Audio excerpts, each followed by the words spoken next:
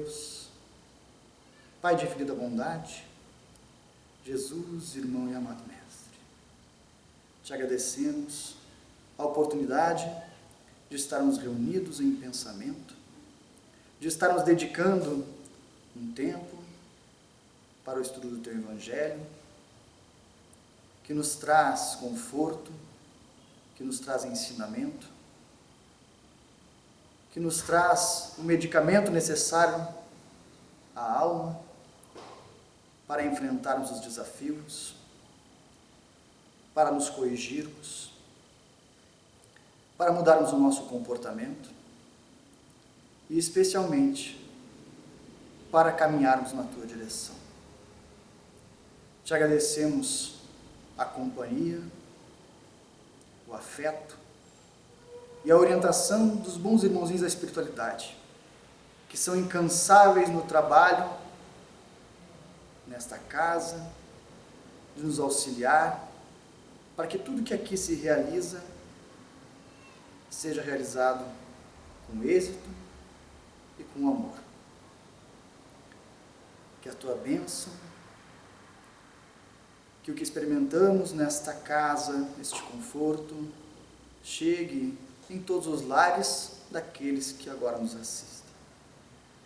Mas pedimos acima de tudo, Pai, que tudo se faça conforme a Tua vontade. Que assim seja. Então, queridos irmãos e amigos que nos assistem, aqui alguns trabalhadores da casa estão conosco também.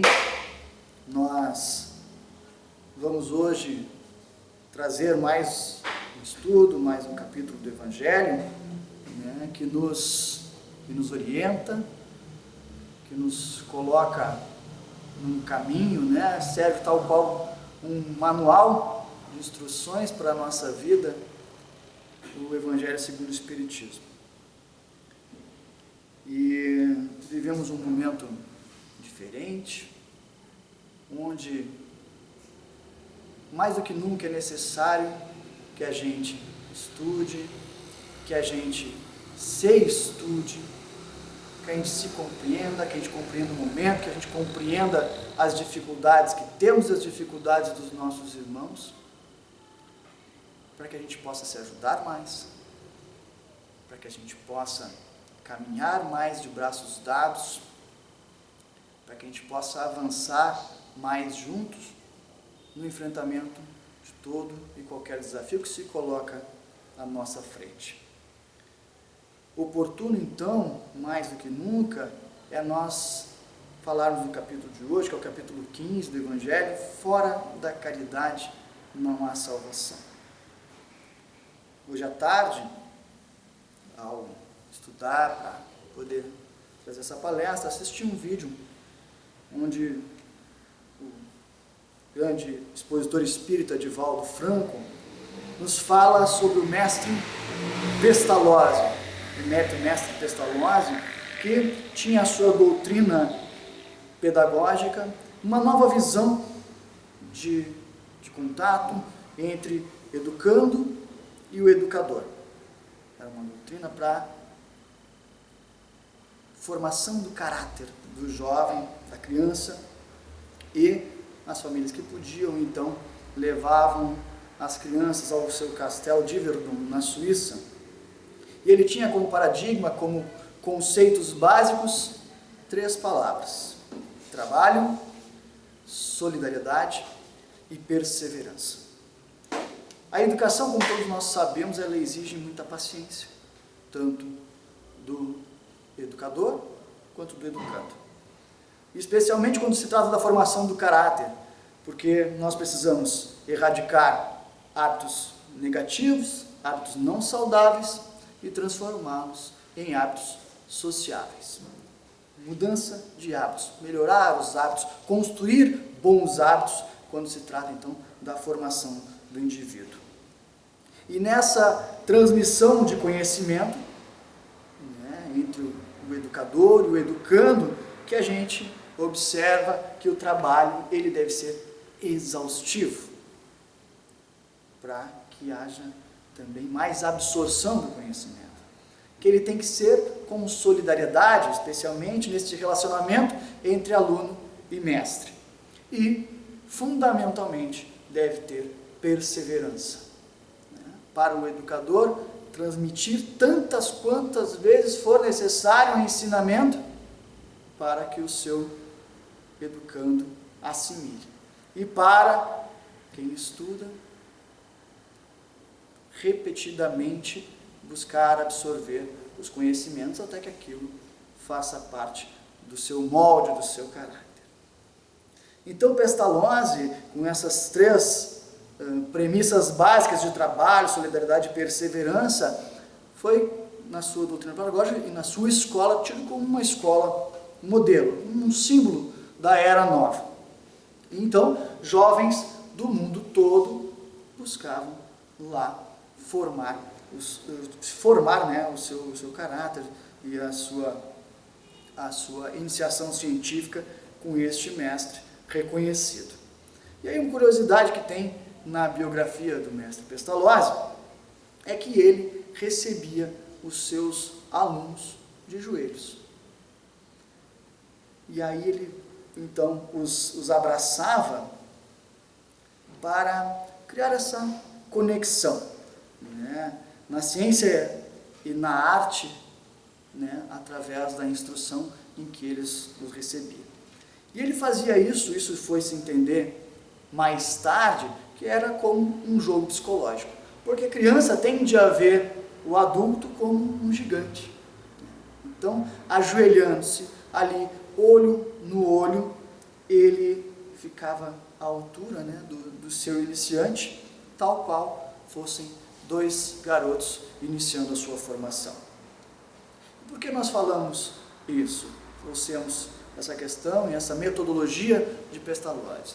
Porque ele recebeu também lá no seu castelo em Verdun o jovem Hippolyte Léon Denisard Rivail, que nasceu em 1804 e foi levado por sua mãe de trem até aquele castelo para receber então as bases da educação moderna.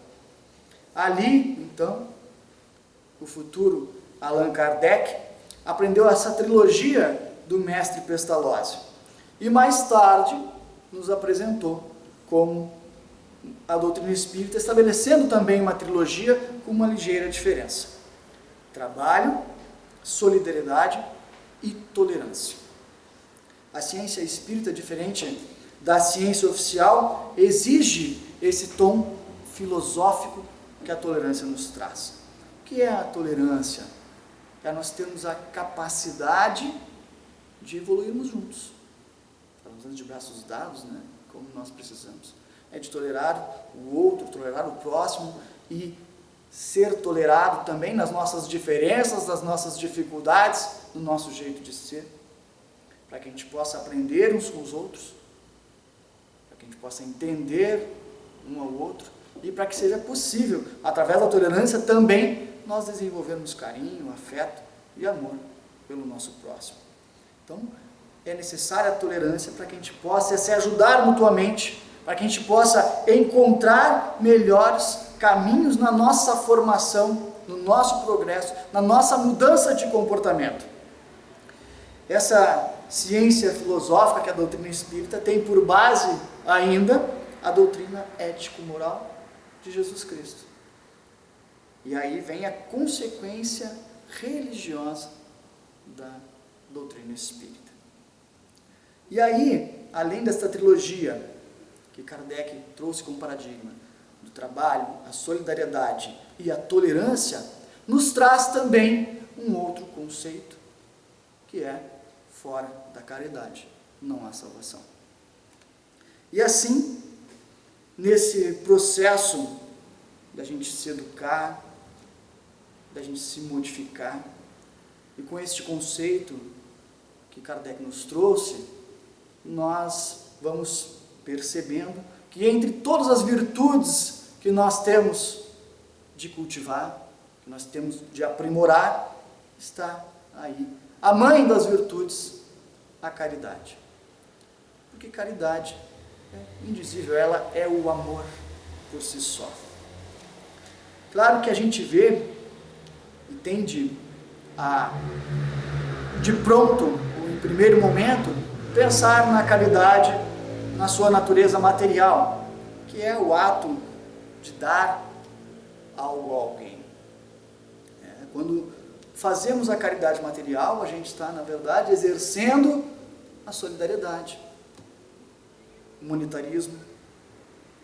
Claro que é importantíssima essa caridade, e especialmente devemos lembrar que essa caridade deve ser feita, como diz no outro capítulo do Evangelho, sem que a mão esquerda saiba o que a direita faz, ou sem que a mão direita saiba o que a esquerda faz. Porque ela deve ser desinteressada, deve ser desprendida do interesse de retorno. A caridade material é aquela que, quando realizada, ela não humilha quem recebe, que é quando aquele quem a faz não tem interesse que outro esteja vendo para que ele admire por aquele ato. Ela deve ser constante, porque as necessidades são constantes. Quando a gente sabe que em todos os momentos algum lar está em dificuldade, alguém tem, às vezes, falta-lhe o mais necessário. Então, a gente deve sempre buscar, dentro das nossas capacidades, das nossas condições, fazer essa caridade material. E especialmente que a gente elimine a avareza do nosso eu, da nossa forma de ser. O pensador Alexandre Herculano, ele define a avareza, que é uma característica do egoísta, como estúpida, ridícula e feroz. Aquela avareza estúpida é do indivíduo que ele é tão mesquinho que ele se priva às vezes de utilizar algo que tem para não gastar. Aquele que deixa de comer algo, por exemplo, para não consumir aquilo ali. Imagina, então, se ele vai dar para alguém. A avareza ridícula é daquele indivíduo que tem o recurso financeiro, que tem o dinheiro por um ídolo. Necessário, certamente, mas para o fim que se destina. E a avareza feroz é daquele indivíduo que explora e que no seu próximo faz com que vire objeto de lucro para si, sem qualquer escrúpulo envolvido. Então, que a gente elimine a avareza, e aí certamente vamos estar também nos libertando da chaga do egoísmo. Falamos um pouco então sobre a caridade material, que todos nós já entendemos bem o que significa. A proposta da doutrina espírita vai muito mais além, quando ela nos traz como ainda mais importante a caridade moral para o nosso crescimento. Porque essa caridade moral, ela acontece justamente através do amor. Quando nós aplicamos a tolerância, pelo entendimento do próximo, das pessoas com quem convivemos, de todas aquelas com quem nós temos contato, através do perdão das ofensas. Perdoar, que é muitas vezes muito mais uma ação que nos liberta, quando a gente perdoa alguém, do que aquele a quem que é perdoado. Mas nós precisamos das duas, ser perdoados e ter a capacidade de perdoar, porque erramos bastante. Então, que nós possamos também, como um ato de caridade, perdoar. A renúncia, porque quando a gente renuncia os próprios interesses, os próprios desejos, para servir aqueles que estão ao nosso lado. Quando nós renunciamos a algum momento de lazer, às vezes para se dedicar a uma ação que vai trazer um benefício a um irmão ou ao coletivo. Sacrifício, que às vezes nós temos de fazer, muitas vezes, vem como um conselho da caridade moral. a paciência. Todos nós enfrentamos dificuldades, todos nós enfrentamos desafios, e é preciso que nós sejamos pacientes com todos que caminham ao nosso lado, como muitas vezes também precisamos da paciência conosco. Que a gente se eduque e também transmita o conhecimento que nós temos. Vivemos uma era de compartilhamento, que a gente, através da educação, né, possa compartilhar o que de bom nós temos e que a gente não desperdice momentos também de nos educarmos, especialmente com os nossos jovens, com as crianças, com as quais nós temos deveres, como pais, tios, avós, né, que a gente exerça essa caridade moral também de educar.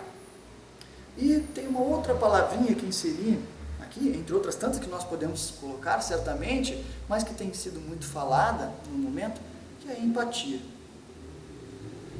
Talvez esteja aí, carregue nesta palavra um pouco de cada uma dessas outras que nós falamos agora, que nós citamos, mas é entender a dor do outro, se colocar no lugar do outro. Isto é caridade. Entender o que passa o outro. Porque nós somos muito ferozes, muitas vezes, em criticar, em dizer que o outro está errado, mas não nos colocamos naquele lugar. Não entendemos a dificuldade que o outro passa. Então, é mais algo que nós devemos fazer e demonstra o crescimento de cada um de nós quando nós conseguimos ter êxito nestas ações, né? De perdoar, de renunciar, de ser paciente, de educar, de ter empatia. Entre outras tantas que nós podemos citar, como sermos solidários, como dedicarmos um momento para ouvir alguém, para conversar, uma conversa edificante, para convidarmos a assistir uma palestra, para convidarmos para o Evangelho no lar, momentos que sabemos são bons para nós, que pode ser bom para aquele que está ao nosso lado. Então, que nós aproveitemos essas oportunidades. E também, sempre é importante dizer, que a gente exerça a caridade conosco mesmo. Através do auto-perdão, através da autocrítica, que nos coloque no caminho da correção das nossas atitudes, do auto-amor, porque até mesmo quem não se ajuda, não ajuda ninguém. A gente precisa se ajudar, a gente precisa se gostar, se cuidar, se amar, né, para poder auxiliar o outro. Tem aqui agora, me veio à memória, algo muito interessante nesse aspecto. Quando a gente viaja de avião, tem lá as orientações do que fazer se tem uma descompressão, acho que esse é o termo, espero não estar errado, mas que caem as máscaras. E lá diz assim, primeiro coloque na pessoa ao seu lado, e depois coloque em si. Ou melhor, perdão, primeiro coloque em si, e depois coloque na pessoa ao seu lado.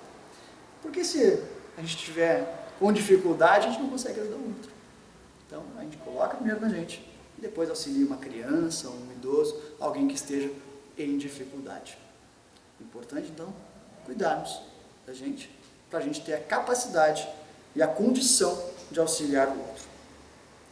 E aí, nós podemos lembrar também que nós temos uma bela referência para o nosso comportamento, nossa forma de agir com todos esses conceitos, que foi Jesus, o Espírito mais perfeito que já esteve encarnado aqui no nosso orbe e que, através das suas ações, a sua forma de agir, nos deu um espetáculo de amor. Que a gente, para agir certo, basta se perguntar o que faria Jesus no meu lugar. E a gente vai acertar 100%, gabaritamos qualquer ação. Então, que façamos sempre, especialmente a reflexão. E nós? Como é que a gente está agindo? Será que eu já Será que eu tenho sido caridoso materialmente? Será que eu tenho sido caridoso moralmente? Será que eu tenho praticado o Evangelho? E Cristo nos vê como trabalhadores. Os trabalhadores da última hora, também um capítulo do Evangelho, trabalhadores da sua vinha, e conta com a gente do jeito que a gente é. Cada qual com as nossas capacidades, com o nosso potencial, e nós temos bastante. Basta ver, o tanto que a gente age nesse mundo. Tanto que a gente emprega as nossas forças, seja no trabalho, seja em casa, seja aqui na casa espírita.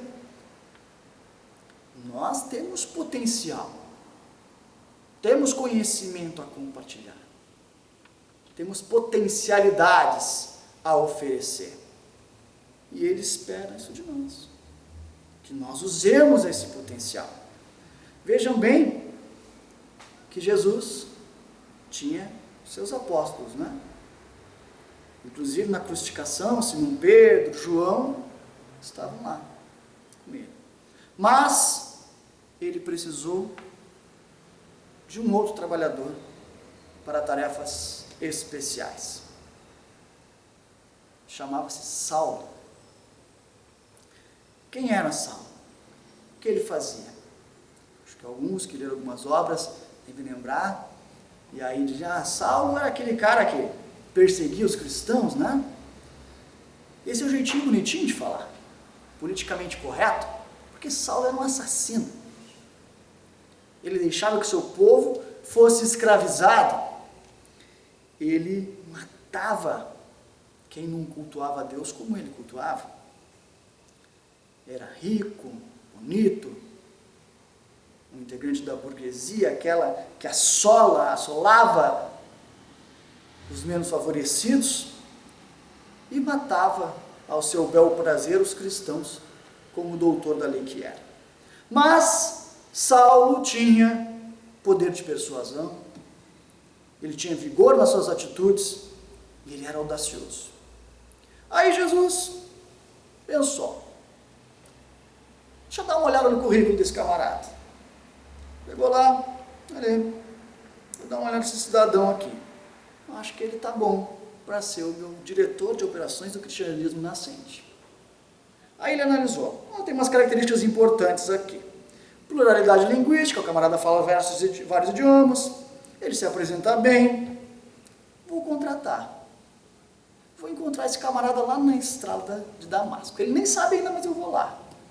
E aí Jesus então apareceu para Saulo. E Saulo tem aquele impacto, Impacto de todos que tem um impacto quando encontram Jesus.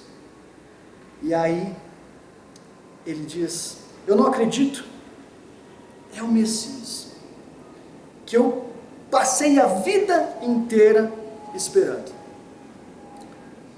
E Saulo não teve as atitudes que são comuns de quem encontrava Jesus.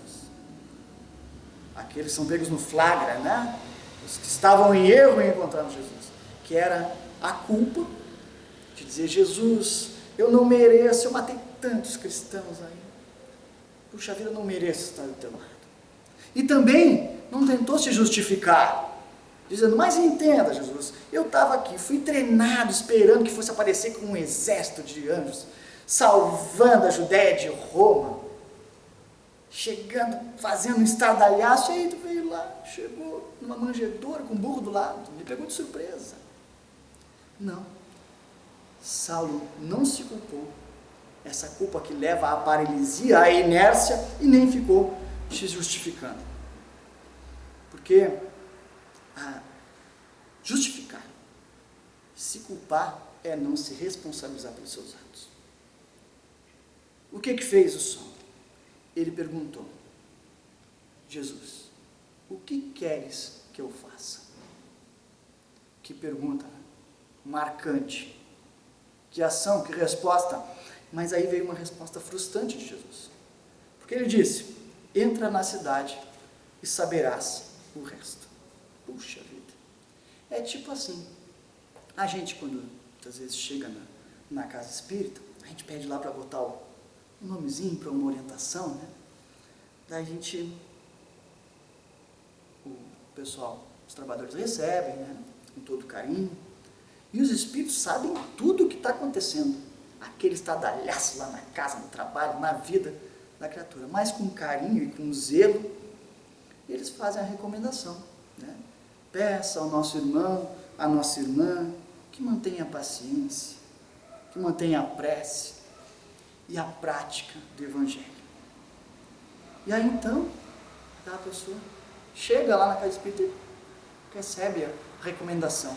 Olha, nossos irmãos me recomendaram, né, a concentração, que mantenha-se em prece, que acompanhe os trabalhos, o estudo e a prática do Evangelho. Aí o Jesus diz, só isso? Eu queria receita do bolo todo. Não pode ser assim. Imaginemos só se Jesus fosse passar o passo a passo para o Saulo. Ele ia dizer, Saulo, vamos ver o seguinte, o que queres que tu faça? Primeiro, nós vamos trocar teu nome, porque Saulo é muito judeu e tal, e eu tenho um propósito maior para ti, então vamos botar para Paulo, tá bem? Primeira coisa para a gente começar. Segundo, vai perder tudo que tu tem, vai ser desmoralizado, vai passar 3 anos no deserto, que é para tu baixar a tua bola, para deixar o ego de lado, esse orgulho, essa vaidade que está impregnada em ti. Terceiro, vai pregar a partir daí o meu Evangelho. Vai ser apedrejado, cuspido, ignorado. Os teus parentes, os teus amigos vão te rejeitar, não vão querer mais nada contigo. Vai viver do suor do teu trabalho. Chegou, os teus bens, o que tu tem, acabaram. Vai ter que trabalhar para ter as coisas. Vai viajar, vai abrir igrejas. E para elas não se corromperem, vai ter que manter contato frequente. Mas não tem WhatsApp, não tem e-mail, não tem smartphone. É tudo no lombinho do burro, com poeira na cara e cartinha para lá, cartinha para cá. E aí, depois, tu vai ser preso. E depois vai ser preso de novo. Aí vai chegar em Roma, numa época que vai ter um tal de César lá, que vai estar dominando o pedaço. Esse César, uma hora vai ter um surto psicótico, vai mandar botar fogo em tudo. O que vai acontecer? O ibope dele vai cair. E aí ele vai fazer como vários governantes fazem. Inclusive fazem lá num país chamado Brasil, que eu vou fundar e tu ainda não sabe. Mas quando baixa o ibope, ele bota a culpa no outro. E quem é que vai estar lá? Tu, Paulo. E vai ser o maior representante do cristianismo naquele momento. E aí vai vir um soldado e ele vai decepar sua cabeça. Topa? Saulo olhou, Jesus, foi massa te conhecer, muito obrigado, estou indo. Por que não, meus irmãos? A gente não precisa da receita do bolo. A gente precisa provar que se é fiel no pouco, para poder ser fiel no muito. Então, a gente precisa ter fidelidade na prática do Evangelho. Como nos recomendaram, como nos recomendam os Espíritos. Mas praticar o Evangelho não é fazer o Evangelho no lar. É entender os seus ensinamentos e saber como é que a gente vai aplicar no nosso cotidiano para corrigir as nossas falhas, para corrigir as nossas dificuldades. Se a gente não pratica o Evangelho, estuda, pode decorar capítulo por capítulo, todinho, de cabo a rabo, saber sem falhar nenhuma vírgula todo o Evangelho, todas as obras básicas inclusive, saber todas as questões do Livro dos Espíritos, pode saber tudo. Se não praticar, é um intelectualismo cristão vazio, e somente isso. É muito saber e quase nada fazer, ou nada fazer. E aí a gente percebe, quando fala disso, a diferença entre instrução e educação. Que nós podemos ser muito instruídos, e pouco educados. A educação é aquilo que a produção que a gente dá da instrução, é a prática. E de nada adianta nós sermos bons espíritas também, dentro da casa espírita. É lá fora que estão as nossas obrigações, as nossas maiores obrigações. É no cotidiano, na nossa atividade de trabalho, especialmente no nosso lar, que nós temos de praticar o Evangelho. Mais do que nunca, cultivando essa virtude que é a caridade. E aí, quando a gente faz isso, a gente percebe que qualquer um de nós, e às vezes a gente se sente muito pequeno, não é mesmo? Às vezes a gente se sente pequeno, às vezes diante desta pandemia também a gente se sente pequeno. Puxa, a gente queria acabar com tudo, corrigir tudo, resolver tudo, mas não é. É porque nós precisamos corrigir juntos. Nós precisamos viver juntos, nós precisamos aprender juntos. Né? E cada um de nós, quando faz o certo, quando faz o que tem que ser feito, na forma como tem que ser feito, a gente faz a diferença. E evidentemente que somados, juntos, né, atuando juntos, a gente alcança resultados maiores, mais eficazes, mais rapidamente. E os nossos irmãos da espiritualidade, Jesus, tem muita perseverança conosco. Porque a gente erra, a gente tropeça, a gente bate a cabeça. E eles vão perseverando lá. Como o mestre Pestalozzi, né, o educador de Kardec, dizia da perseverança. E são também tolerantes conosco, porque toleram os nossos erros. Mas assim como a gente dá remédio amargo para outro bebê, a gente também precisa beber desse remédio amargo. Sermos críticos conosco também, porque é importante que a gente cresça, que a gente evolua rapidamente. Porque evoluir também é ir de encontro a momentos mais felizes. E até mesmo diante de tanta dificuldade, quando a gente vivencia com fé, com esperança, com caridade e com amor nas nossas ações, a gente atravessa, enfrenta os desafios de melhor forma. E quando a gente se move, o céu se desdobra para nos auxiliar. Como já diz o ensinamento, ajuda-te e o céu te ajudará.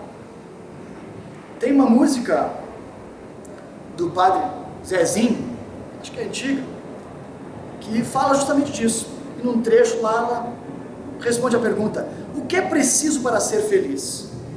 E não era estudo que responde a música, mas sim atitudes, quando diz: amar como Jesus amou, sonhar como Jesus sonhou, viver como Jesus viveu, sentir como Jesus sentia, sorrir como Jesus sorria, e ao chegar ao fim do dia, eu sei que eu dormiria muito mais feliz.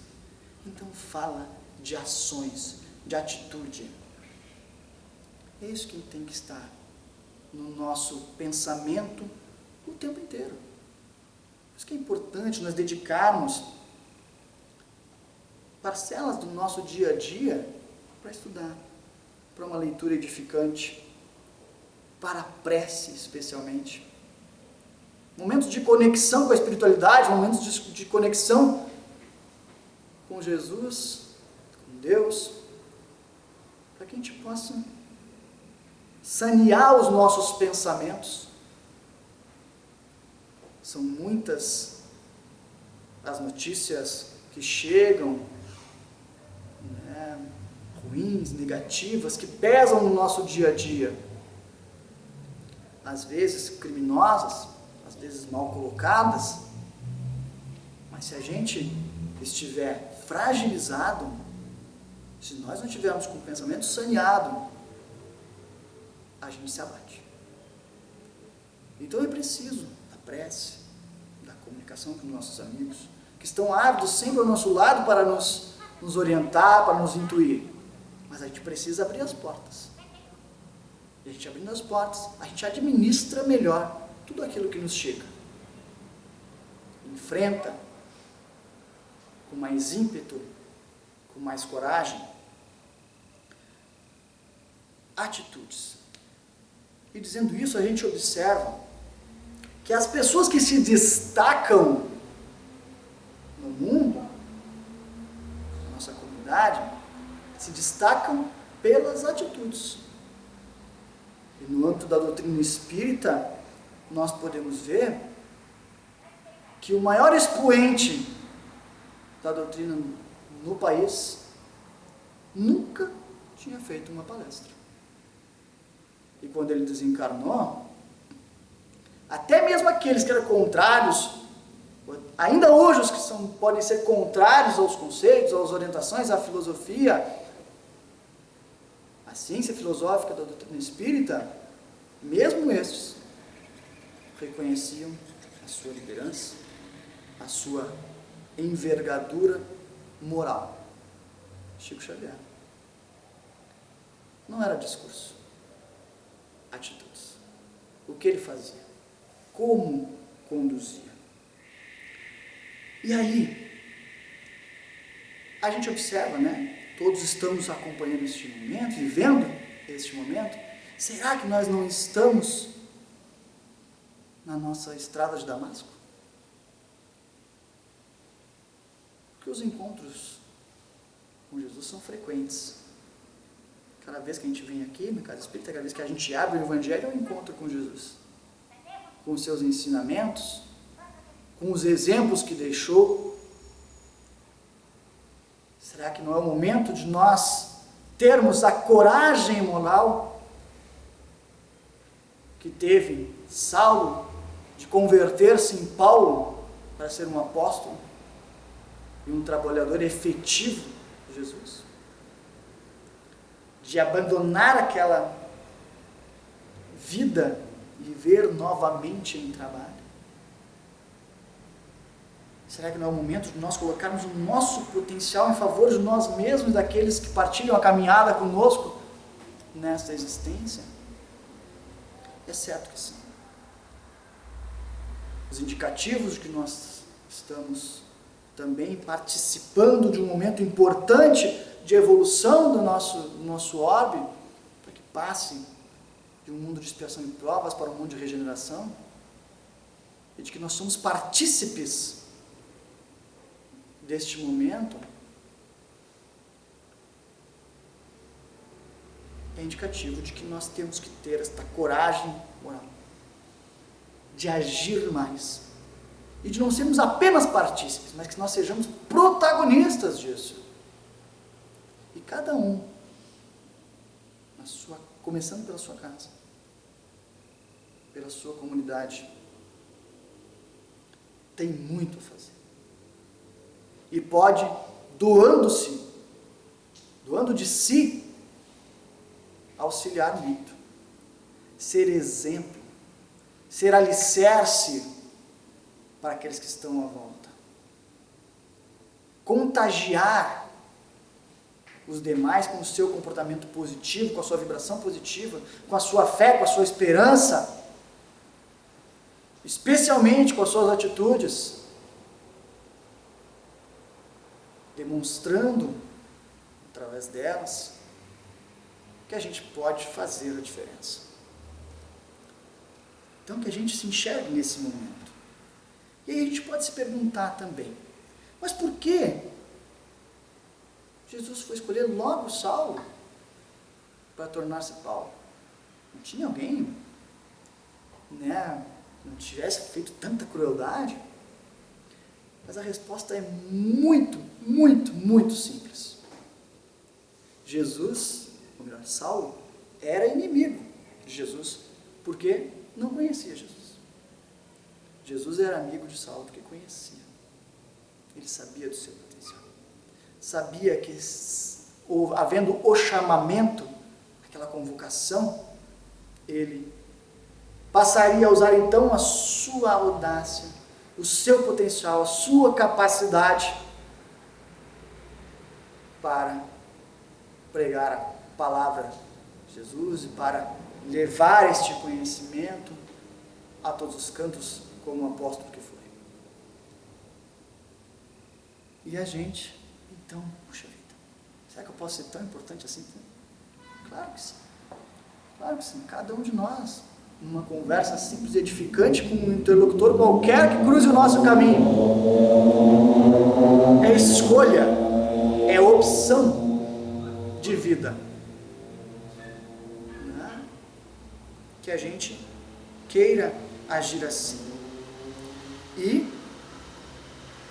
nós podemos encontrar tem obras na literatura espírita muito importantes que trazem, acho que é Paulo Estevão, se não me engano, ele fala muito desta conversão de Saulo e Paulo, onde nós temos muitas referências sobre este ato de coragem moral que nos cabe também aprender e seguir.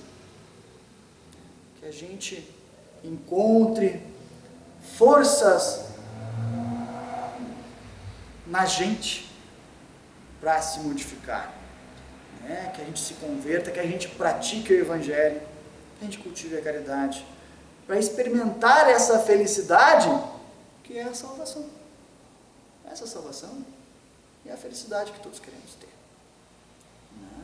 E que a gente imagina só ser possível, talvez, uma felicidade plena num mundo mais evoluído. Mas para chegar lá, a gente precisa trabalhar bastante. Com afinco, trabalhar em nós mesmos. Querer mudar menos o outro e mudar mais a gente. O outro a gente deve querer mudar através do exemplo. Quando a gente estiver agindo correto, tantas vezes quanto for necessário, sempre agindo no caminho do bem, que o outro olhe para a gente, puxa vida, eu queria ser como o João, como a Ana, como a Maria, como o José, porque ele é tão legal, mesmo com dificuldade, às vezes mesmo com dificuldade no seu lar, ele encontra tempo, encontra disposição para ajudar o outro. Mesmo triste, ele me ajuda a sorrir. E aí, quando a gente quer ser como outro, aí a gente também vai ajudar aquele que está agindo dessa forma. E é isso, nessa ajuda mútua que a gente vai crescendo e se aperfeiçoando, como nos convida a doutrina espírita frequentemente. Não é raro que às vezes alguém se aproxime da doutrina espírita num momento de dor, num momento de luto, e aí passa a estudar, e quando em contato com a doutrina espírita, percebe, puxa vida, mas eu tenho que fazer tudo, não chega nada pronto. Eu chego lá, o rapaz lá diz que tem que trabalhar, que tem que estudar, que tem que modificar. Eu queria a coisa mais fácil, e aí se afasta. Não é isso. A doutrina espírita nos dá o caminho. Nós temos que dar os passos. A gente tem que avançar. A gente tem que crescer. Mas ela nos dá notícias boas também. Porque ela nos diz quantos amigos da espiritualidade estão ao nosso lado, querendo que a gente avance, dando de braços conosco para a gente avançar. Que as oportunidades se colocam ao nosso caminho, a gente é que tem que aproveitar. Muitas vezes os desafios, as pedras que estão na nossa frente, é para que a gente se coloque ali, saia da inércia, da desculpa, da justificativa, e avance em frente. Pegue as pedras e construa pontes para avançar. É isso que nos convida a doutrina espírita. Nessas trilogias de trabalho, solidariedade e perseverança, que Pestalozzi passou Kardec, e trabalho, solidariedade e tolerância, que Kardec nos trouxe. E através da caridade. E é através dessa virtude da caridade que a gente ama. E amando, nós respeitamos o mandamento máximo de Jesus, amar o próximo como a si mesmo e a Deus sobre todas as coisas, nessa proposta triangular. E aí a gente vê, também Paulo, na sua carta aos Coríntios, que diz: ainda que eu falasse a língua dos homens e falasse a língua dos anjos, sem amor eu nada seria. Me desculpe aqueles que achavam que era de Renato Russo, mas não é, era de Paulo. Uma de suas belíssimas cartas com esse belíssimo ensinamento. Nós precisamos amar.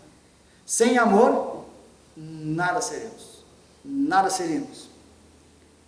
Então, meus irmãos, que a gente tenha a coragem moral de se modificar. Que a gente peça o auxílio necessário àqueles que estão à nossa volta. O tempo urge, o momento exige e precisa de nós. É certo que cada um de nós tem a condição de observar que tem muitas pessoas, cada qual com a sua dificuldade, cada qual com os seus desafios. Faça um exercício daqui a pouco, um dia, está andando no trânsito e pensando nos seus problemas, que é natural, é assim, a gente vive pensando nas nossas dificuldades, o que a gente precisa fazer, na conta que tem que pagar, no problema do filho, da filha, do genro, da nora, do cunhado, da irmã, do pai, da mãe, do vô, que a gente precisa auxiliar, resolver. A gente está constantemente pensando nisso. Quando te vê nesse momento mais atribulado do pensamento, nas suas próprias dificuldades, olha para o lado. Vai ver que está cheio de gente. E cada qual está ali pensando também nas suas dificuldades. E pensa, poxa, se eu estivesse ajudando ele na dificuldade dele, será que eu não tenho a solução para o problema dele? Ou dela? E o outro pensando, poxa, será? Eu não consigo resolver o meu, mas eu acho que eu posso ajudar naquele outro. E aí a gente percebe que quando a gente age com a caridade material, e especialmente a moral, a gente pode resolver os problemas todos uns dos outros. Né? E atingir esse objetivo de amar incondicionalmente a todos aqueles que vivem conosco, que são contemporâneos nossos neste momento.